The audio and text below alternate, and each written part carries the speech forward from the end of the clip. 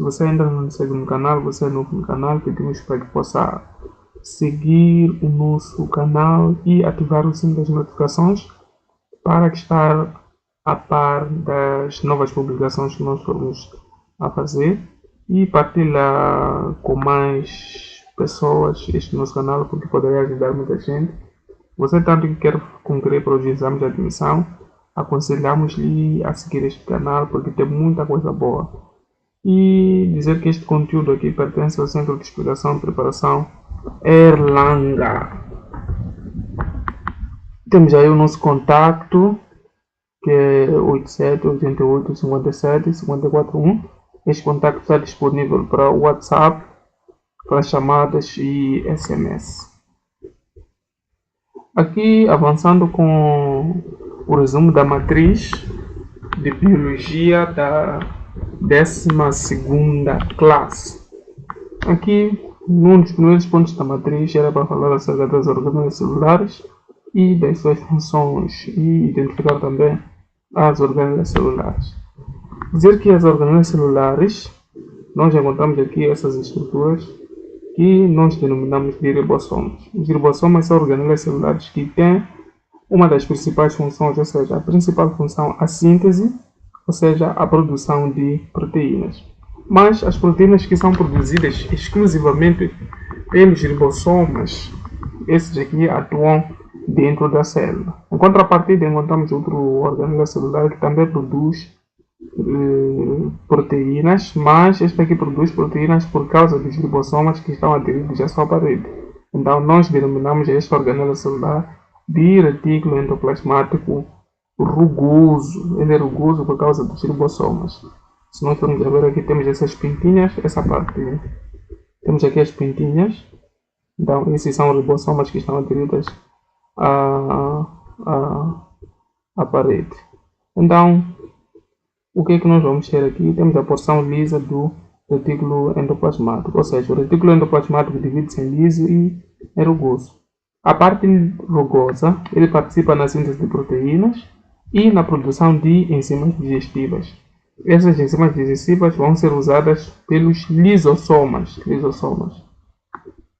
E o retículo endoplasmático liso, ele participa na síntese de lípidos, gorduras, e também na desintoxicação celular. Por exemplo, numa situação de envenenamento, o indivíduo ele vai produzir maior quantidade de retículo endoplasmático liso, porque a função dele é de desintoxicar o organismo. Então, quando o indivíduo, por exemplo, consome uma substância que não lhe faz bem, então há muita quantidade de retículo endoplasmático liso para desintoxicação da célula.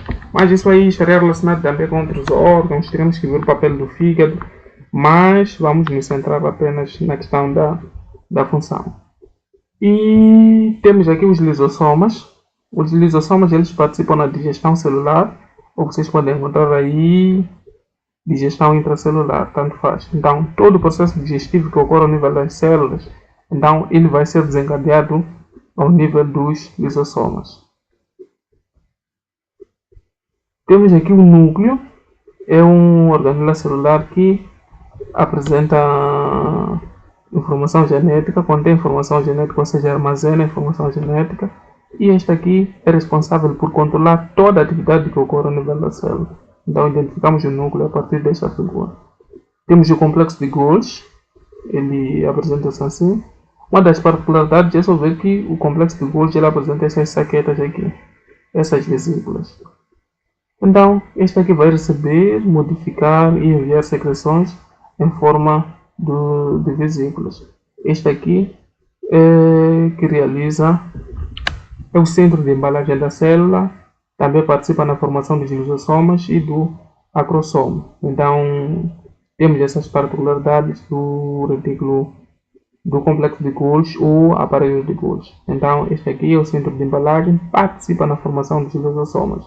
Os lisossomas que nós vimos aqui, que tem essa função de digestão intracelular, elas são produzidas pelo complexo de Golgi e todo o processo digestivo precisa de enzimas. As enzimas que estes vão usar são sintetizadas pelo retículo endoplasmático rugoso. Temos aqui as mitocôndrias. E a figura das mitocôndrias existem várias, mas esta aqui é uma delas. Esta aqui é responsável por um processo muito importante, que é a respiração celular. Então, a equação da respiração celular, aqui precisa ser corrigida, seria glicose, CCH12O6, mais oxigênio. Aqui teríamos O2, aqui, oxigênio, que vai produzir dióxido de carbono, mais água, mais ATP. Então, esta água vem para aqui, este oxigênio vem para aqui. Então, a respiração celular, ela caracteriza-se por esta equação, glicose. É só ficar aqui, glicose mais oxigênio, que vai produzir dióxido de carbono, mais água, mais ATP. Então, ATP, que é energia, adenosina trifosfato. Ou seja, de uma forma geral, isto aqui vai sintetizar energia. Os vacúolos, que são estruturas que são responsáveis pela regulação osmótica, controla a quantidade de água que entra e sai dentro da célula, isto aqui armazena as substâncias. O cloroplasto, que é esta organela aqui, que realiza a fotossíntese. Este aqui também participa do processo de formação da parede celular, mas para a 12ª isto não é lá muito importante. Por isso esse conteúdo aqui foi resumido de tal forma que seja específico só para a 12ª. Aqui também temos essa equação, um pequeno erro, também uma inversão. Aqui seria dióxido de carbono mais água, ok? A fotossíntese temos dióxido de carbono mais água, que vai produzir glicose mais oxigênio. Então, o oxigênio é que vai ser produzido aqui, glicose mais oxigênio. Então, e temos aqui os centríolos, participam na formação dos cílios e flagelos, responsável pela organização do fosocromato. Falando especificamente da respiração celular, a matriz ela nos indicava que nós tínhamos que indicar as fases. Então, nós só vamos falar de forma superficial. As fases da respiração celular são essas: glicólise, ciclo de Krebs e cadeia transportadora de eletrões. Então, na glicólise seria a quebra da molécula de glicose, ok?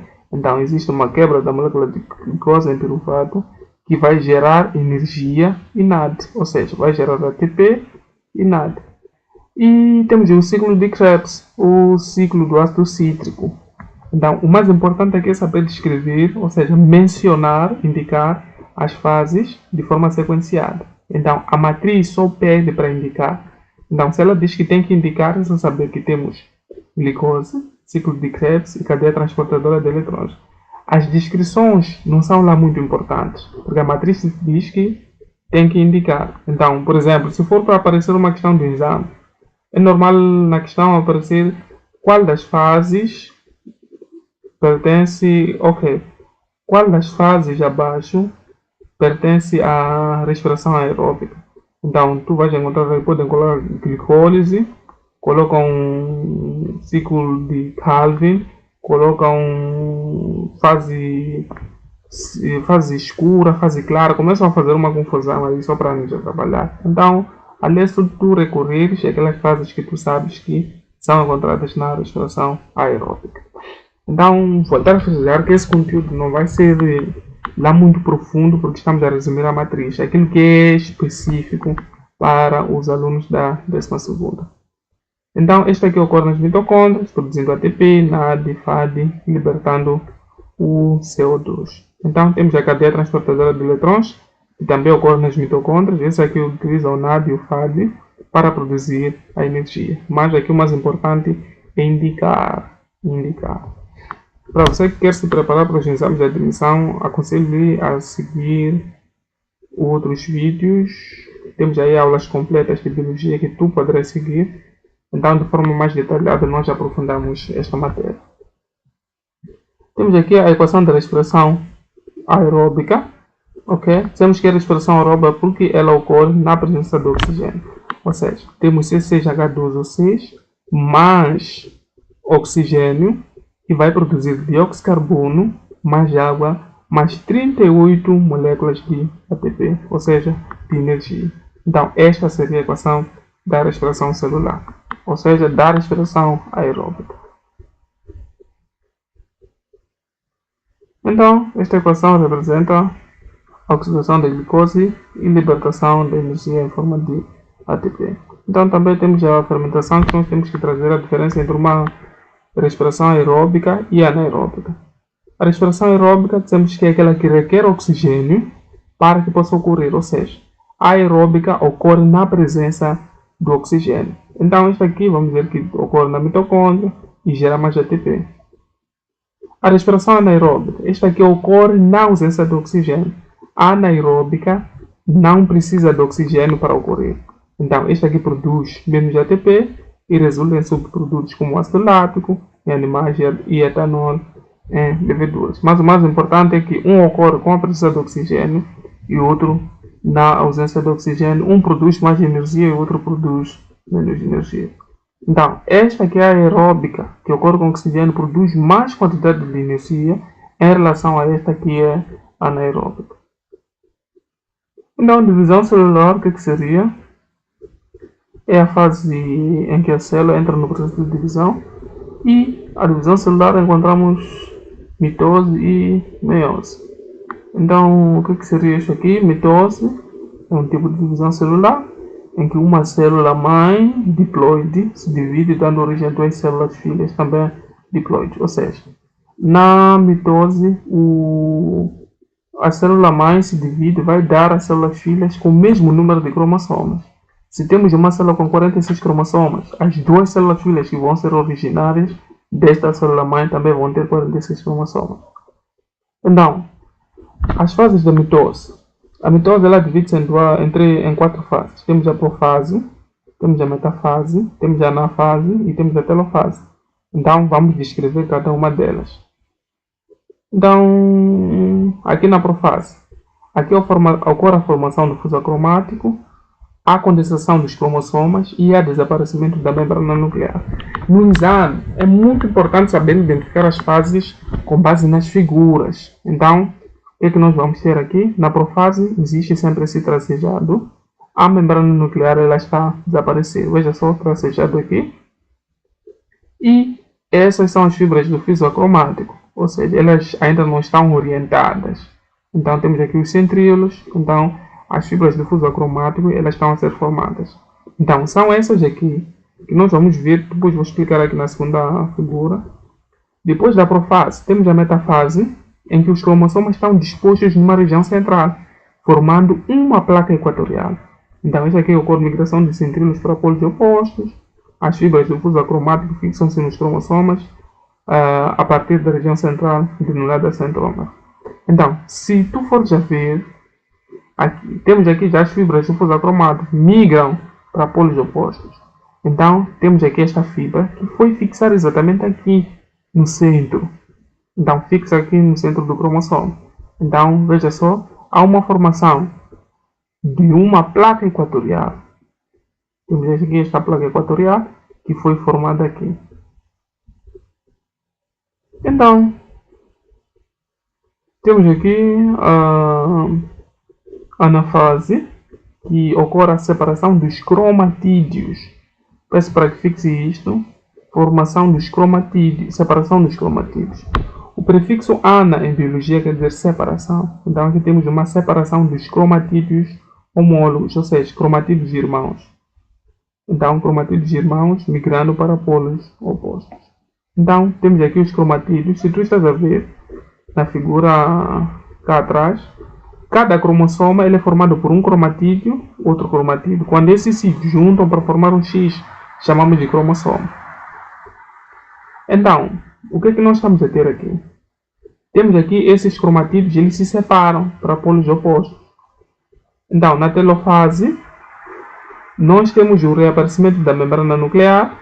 Então, tudo aqui vai ser reconstituído, o que havia desaparecido lá na profase. E ocorre também descondensação dos cromossomas. E ocorre também uma citocinese, que seria a divisão do citoplasma. Algumas literaturas classificam a citocinese como sendo a quinta fase. Mas nós aqui ainda precisamos de algumas atualizações. Ainda consideramos 4, etc, etc. Já a meiose é um tipo de divisão em que uma célula diploide vai sofrer uma divisão celular e vai dar origem a 4 células haploides. Ou seja, uma célula mãe com 46 cromossomas divide para formar 4 células filhas com 23 cromossomas. Então, a meiose vai dividir-se em meiose 1. Vamos ter a profase 1, metafase 1, anafase 1 e telofase 1. e vai dividir-se também em meiose 2. Vamos ir para a fase 2, metáfase 2, anafase 2 e telofase 2. Então, esses processos aqui, nós vamos ter que descrever cada um deles, mas só vamos descrever só a meiose, que é mais importante. A meiose 1, aliás. A meiose 2 é a repetição daquilo que aconteceu na mitose. Então, aqui na meiose 1, este é um processo de divisão celular em que uma célula diploide dá origem a duas células haploide. Ou seja, nós estamos a dizer que o resultado final da meiose são 4 células, mas na meiose 1 participam 2 células, ou seja, a formação de 2 células.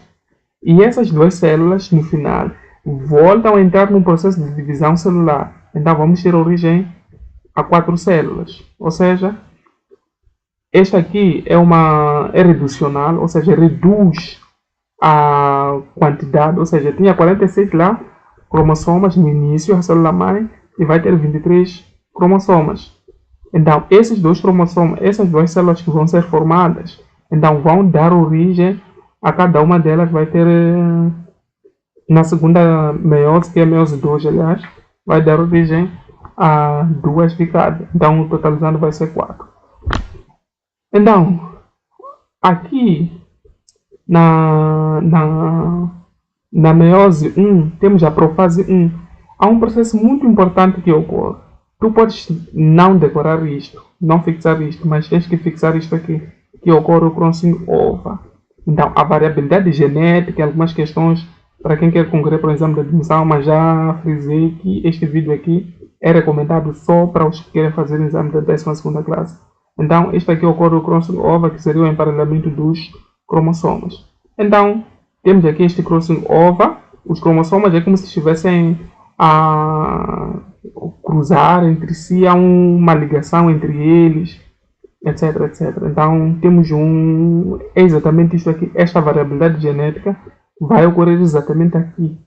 Então, o crossing over, eles estão a emparelhar entre si. E na metafase 1, o que nós vamos ter? A formação de 2 placas equatoriais. Temos presença de cromossomas irmãos. Veja só. Temos aqui um cromossoma na parte de baixo. Temos o cromossoma na parte de cima. Ou seja, o cromossoma tem um formato de um X. Esses que nós temos visto aqui nos livros. Veja só. Temos um X em cima. X me refiro ao cromossoma. E temos um X em baixo. Então, temos 2 placas equatoriais. Temos a primeira e temos a segunda. Se eu for recuar para os slides anteriores, tu percebes que temos uma placa equatorial apenas. Veja só, temos um X, um X, um X. Então, eles estão alinhados desta forma, na região central. Aqui não se atrapalha. Isto poderia estar virado a partir do momento que saibas interpretar a imagem. Ok? Então, voltamos cá para o nosso slide. Este que fala disso aqui. Temos 2 placas equatoriais que estão a ser formadas aqui. Então, na anáfase 1, aqui há uma separação dos cromossomas. Então, na anáfase simplesmente há separação dos cromatídeos. O X que vai formar o cromossoma. Aqui é o cromossoma que vai ser separado. Veja só. Veja só, deixa eu recuar um pouquinho. Então, este aqui há uma separação. Veja só que ele está sozinho aqui. Então, aquele X ali que nós tivemos cá no coisa, na metáfase, este que vai formar cada um deles, ele é desintegrado. Então, quando ele é desintegrado, ele já fica, temos cromatídeo, que ele é separado. Já lá na meiose, na metáfase 1, ou seja, na anáfase 1, há uma separação dos cromossomas. Os cromossomas, eles aqui cruzaram lá. Então, chamavam-se cromossomas irmãos. Então, aqui eles separam-se. Então, se vocês forem a perceber, este cromossoma aqui, ele ficou com parte do material deste cromossoma de cima. Veja só essa pintinha vermelha, pintinha azul, pintinha vermelha, pintinha azul, pintinha vermelha, pintinhas azuis, pintinhas vermelhas. Então, isso aqui é como se já houvesse a questão de troca do material genético. E temos aqui a telofase 1. Aqui também não é lá muito importante, é só saber que ocorre uma citocinese. Então, temos aqui esta telofase. Aqui não vou fazer a descrição da meiose 2, porque é o mesmo processo com o que ocorre na mitose. Tudo que ocorre, mas só que aqui já haverá, são duas células. Se aqui temos uma célula assim, temos que ter uma segunda. Então, mesmos processos vão ocorrer.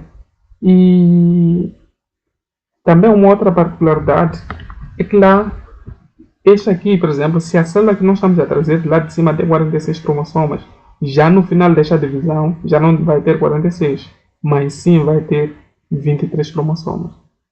Então, relação de divisão celular e reprodução humana, a mitose em organismos pluricelulares ou multicelulares, ela é importante para o crescimento, para a reparação e regeneração dos tecidos. Ou seja, quando nós sofremos um corte, o processo de cicatrização é graças ao processo de mitose. E também crescemos graças à mitose. A meiose é importante para a produção dos espermatozoides e dos óvulos nos homens. Nos homens, porque aqui é específico para o homem. Então, para outros mamíferos também é o mesmo processo, mas aqui estamos a tratar especificamente para os homens. Esta aqui também é fundamental para a reprodução sexual, assegurando a variabilidade genética e recombinar o material genético dos progenitores. Então, esta é a função que nós vamos encontrar. E muito obrigado por ter assistido o nosso vídeo. Siga a nossa página Despertando Conhecimento, esta parte 1. Nós vamos trazer mais duas partes para poder complementar. Uma parte que fala de fisiologia e outra parte de fisiologia vegetal e outra parte que fala da fisiologia animal. Só para completar, esta é a parte 1. E no fim deste resumo, depois nós vamos trazer resolução de alguns exames, vamos trazer uma proposta de exame, uma simulação de algumas perguntas que nós vamos selecionando e depois vamos comentando como é que seriam as respostas. Siga a nossa página, não esqueça de ativar o sininho de notificações, partilha com colegas, amigos e até a próxima. Tchau, tchau.